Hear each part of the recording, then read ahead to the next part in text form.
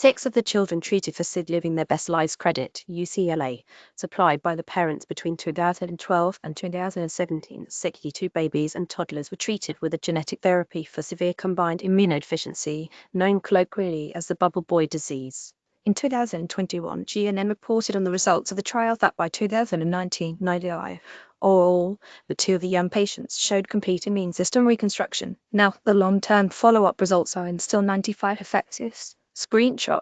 GNN, the durability of immune function, the consistency over time, and the continued safety profile are all incredibly encouraging, said the study's senior author, Kohn, MD, a pediatric transplant physician at Univ of California, LA, where the trial was conducted. Severe combined immunodeficiency due to adenosine deaminase deficiency, or SCID, is caused by mutations in the ADA gene, which creates an enzyme essential for immune function. For children with the condition, day-to-day activities like going to school or playing with friends can lead to dangerous life-threatening infections. If untreated, SCID can be fatal within the first 2 years of life. In 1960, SCID became suddenly well known in America because of the boy in the bubble, David Vetter, who received a special spacesuit from NASA to allow him to leave his total medical isolation. Despite this, Vetter passed away from an infection at age 12. The gene therapy method involves first collecting some of the child's blood-forming stem cells in their bone marrow, which have the potential to create all types of blood and immune cells. Next, using an approach developed by the research team at UCLA with help from the UK's Great Ormond Street Hospital and University College London, a new copy of the ADA gene is delivered into the stem cells by a modified lentivirus or viral vector. The corrected cells are then returned to the child's body, where they are intended to produce a continual supply of healthy immune cells capable of fighting infection.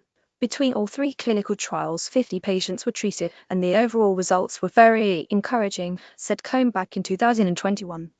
All the patients are alive and well, and in more than 95 of them, the therapy appears to have corrected their underlying immune system problems. This brand new study, also published in the New England Journal of Medicine, represents the largest and longest follow-up of a gene therapy of this kind to date, with 424 total patient years of follow-up data, including 5 patients who received the therapy a decade ago.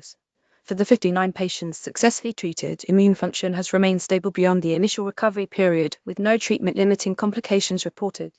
With support from the California Institute for Regenerative Medicine, the UCLA team is now working to complete the steps necessary to apply for FDA approval. No infantile disease is cured. CRISPR used to remove extra chromosomes in lab model of Down syndrome and restore cell function. Our goal is to have this therapy FDA approved within 2 to 3 years, Kohn said. The clinical data strongly supports approval. Now we need to demonstrate that we can manufacture the treatment under commercial pharmaceutical standards.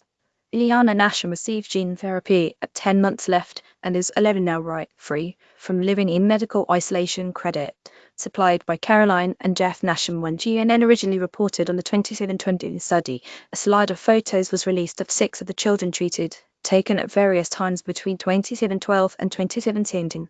Accompanying the new study are slides of the same children, not necessarily all grown up, but grown up and living their best healthy lives. 11-year-old Ileana Nasham of Fredericksburg, Virginia, is starting 6th grade with dreams of becoming an artist. It's a remarkably ordinary life that once seemed impossible. Life beyond treatment. New base editing gene therapy cures its first patients. A sickle cell sufferer now in the gym every day. After Ileana was diagnosed with SCID at 3 months old in 2014, she lived in complete medical isolation. No pets, no contact with the outside world, with HEPA air filters running constantly and all food and toys sterilized. We had to get rid of our dog and cats. She couldn't go outside, and I had to stop breastfeeding her, mother Caroline recalled. Formula had to be consumed within an hour or thrown out. Everything that might harbor germs was dangerous to her. In September 2014, at 10 months old, Ileana received her corrected cells at UCLA. Caroline and Jeff described watching the infusion as their daughters rebirth their own genetically modified cells, carrying the promise of a normal life. Children being cured. Infant with incurable disease is first to successfully receive personalized gene therapy treatment a decade later. The promise has been fulfilled.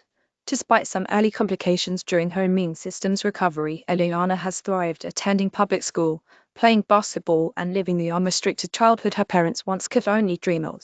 Now the biggest thing I have to worry about is her entering middle school and bossing me around, Caroline said with a laugh.